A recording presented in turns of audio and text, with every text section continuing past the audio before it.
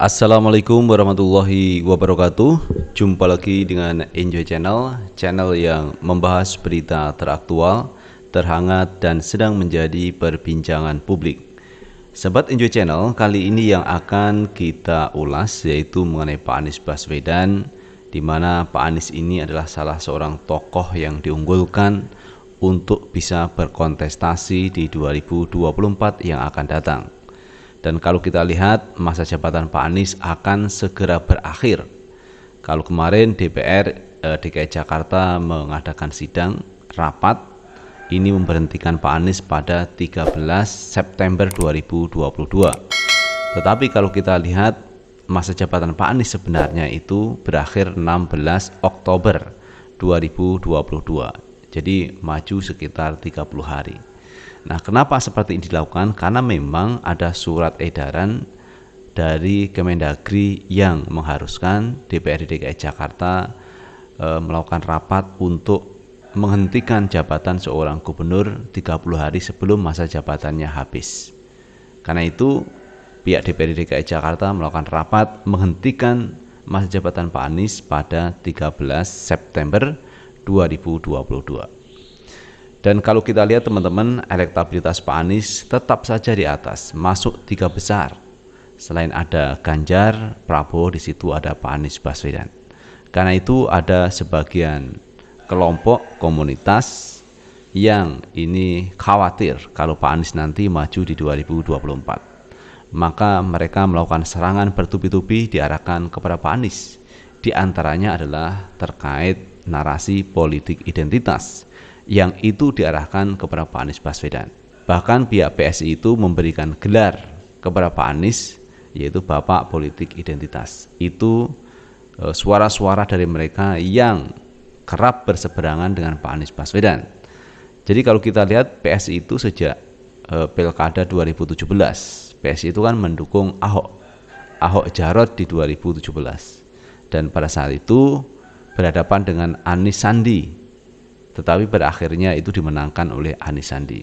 Nah, tetapi mereka terus melanjutkan perjuangan sampai 5 tahun kepemimpinan Pak Anies, yaitu berseberangan, mengkritik, menyerang Pak Anies Baswedan dengan narasi-narasi yaitu politik identitas. Nah, kita juga bingung teman-teman, apa yang mereka lakukan dengan memainkan narasi politik identitas. Karena pada dasarnya kalau kita lihat, Pak Anies itu berhasil dan Pak Anies itu menang di Pilkada 2017 itu memang dipilih oleh rakyat, oleh masyarakat DKI Jakarta, dan itu legal, itu sah karena disahkan oleh KPU dan dilantik oleh Presiden Jokowi. Artinya mestinya tidak ada masalah dengan Pak Anies ketika Pak Anies menjabat sebagai Gubernur DKI Jakarta. Namun demikian, narasi politik identitas selalu disemburkan, selalu diarahkan kepada Pak Anies Baswedan. Nah teman-teman, di akhir masa jabatan Pak Anies ini justru memperlihatkan siapa sebenarnya sosok Anies Baswedan. Ternyata Pak Anies kemarin itu meresmikan 2 gereja di Jakarta Utara. Itu artinya bahwa hubungan antara sesama pemeluk agama di Jakarta ini berjalan harmonis di tangan Pak Anies Baswedan. Bagaimana mungkin Pak Anies itu disebut dengan Bapak Politik Identitas? Nah teman-teman, untuk lebih jelasnya coba kita baca beritanya. Kita ambil berita dari Mall DKI Jakarta. Anies resmikan 2 gereja di Jakarta Utara. Warganet mengatakan kasihan yang jualan radikal nggak laku. Gubernur DKI Jakarta Anies Baswedan meresmikan pembangunan 2 gereja di Jakarta Utara melalui penandatanganan prasasti di masing-masing lokasi pada Sabtu 3 September 2022. 2 rumah ibadah yang diresmikan tersebut adalah Gereja Bethel Indonesia GBI Jelambar Timur di Penjaringan, Jakarta Utara, dan Gereja Pantai Costa di Indonesia GPDI Jemaat Yordan Gading Gria Lestari di Cilincing, Jakarta Utara.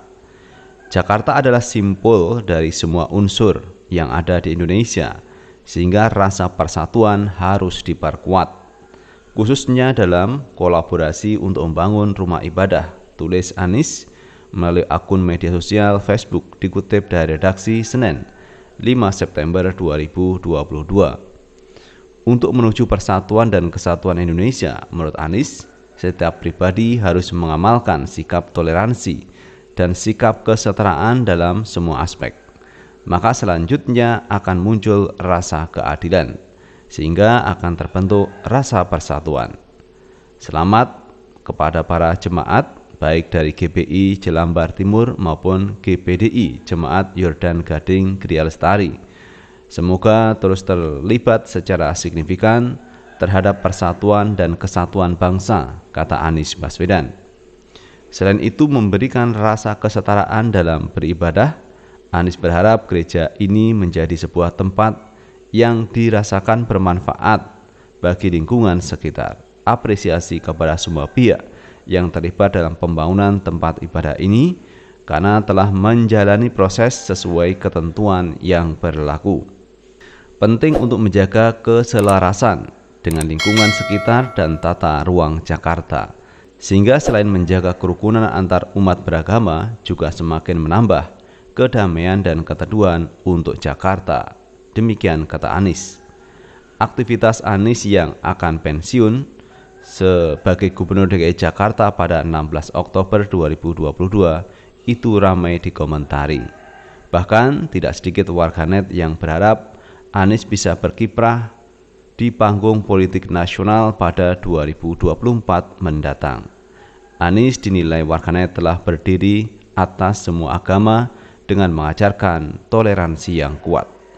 Islam, Hindu, Buddha, Kristen, Katolik, semuanya Bapak perhatian dan perlakukan dengan adil. Kasihan mereka yang jualan radikal dan kadrun jadi nggak laku, komentar Ahmad Bakri Rizak. Di bawah kepemimpinan Anies Baswedan, kerukunan antar umat beragama bisa terjalin dengan baik. Untuk Nyapres, insya Allah Nasdem, PKS, Demokrat mendukung Mas Anies Baswedan. Begitu juga dengan seluruh rakyat Indonesia dari Sabang sampai Merauke. Insya Allah Mas Anies Baswedan bisa jadi RI 1 ke-8 untuk periode 2024-2029. Amin. Sambung Arni Erlianti. Jakarta lebih damai di tangan Anies Baswedan, fakta tak terbantahkan, tulis Luki Wibowo. Nah, itu sahabat Enjoy Channel terkait Pak Anies Baswedan yang meresmikan 2 tempat ibadah gereja di Jakarta Utara. Itu menunjukkan bahwa Pak Anies ini Pak Anies ini terbuka kepada semua pemeluk agama di Jakarta. Itu menunjukkan bahwa Anies perhatian. Bagaimana mungkin Pak Anies itu kok disebut dengan radikal, intoleran, kemudian narasi yaitu mengenai politik identitas. Padahal ini berbanding terbalik dengan kenyataan selama Pak Anies menjabat sebagai Gubernur DKI Jakarta. Jadi ini adalah bentuk real kerja Pak Anies Baswedan selama Pak Anies menjadi Gubernur DKI Jakarta. Jadi isu-isu radikal, isu-isu intoleran, isu-isu narasi politik identitas itu adalah buset, omong kosong dari mereka yang selama ini tidak suka dengan Pak Anies Baswedan. Karena kalau saya melihat ini berawal dari kekalahan Ahok di Pilkada 2017. Jadi narasi-narasi yang dibuat mereka sebenarnya untuk mendegradasi nama Pak Anies Baswedan. Jadi kalau Pak Anies itu benar memainkan narasi politik identitas, maka tunjukkan sesuai dengan fakta. Jadi kalau hanya melempar isu wacana yang itu tidak sesuai dengan fakta, itu namanya fitnah, itu namanya hoax. Karena mereka sebenarnya takut kalau Pak Anies Baswedan maju di 2024. Ya, kita akui teman-teman, Ahok memang punya pendukung yang selama ini terus menyerang Pak Anies Baswedan. Contohnya PSI yang membuat narasi politik identitas itu diarahkan kepada Pak Anies. Bahkan Raja Juli Antoni, kader PSI, mengatakan ingin mencari sosok pemimpin di 2024 adalah sosok nasionalis dan bukan memainkan isu narasi politik identitas. Dan saya yakin apa yang disampaikan Raja Juli itu diarahkan kepada Pak Anies Baswedan. Karena selama ini memang mereka terus menyerang Pak Anies Baswedan. politik identitas, kemudian radikal, kemudian intoleran dan sebagainya. Intinya teman-teman, narasi-narasi yang sifatnya itu minor itu adalah diarahkan kepada Pak Anies untuk mendegradasi nama Pak Anies Baswedan agar tidak maju di Pilpres 2024. Bahkan kemarin kita melihat mendengar apa yang disampaikan oleh politikus PDIP bahwa nanti di 2024 ini sebaiknya yang maju adalah 2 calon saja, katanya untuk menghemat biaya. Padahal kalau kita lihat namanya demokrasi itu kan dari rakyat untuk rakyat oleh rakyat. Semakin banyak pilihan siapa calon presidennya itu justru lebih baik agar masyarakat bisa memilih sesuai yang menjadi keinginannya. Tetapi kalau kita dihadapkan dengan 2 calon head to head katakanlah, ya berarti kita harus memilih satu di antara 2 itu. Nah, ini memungkinkan terjadinya polarisasi yang cukup kuat. Dan memang itu tak terbantahkan seperti yang terjadi di 2019. Tetapi apapun namanya, kita tinggal tunggu saja di 2024 siapa calon yang akan diusung untuk maju di Pilpres 2024. Nah, itu sahabat Enjoy Channel yang bisa kita bahas, dan terima kasih telah menonton video ini. Sukses selalu. Assalamualaikum warahmatullahi wabarakatuh.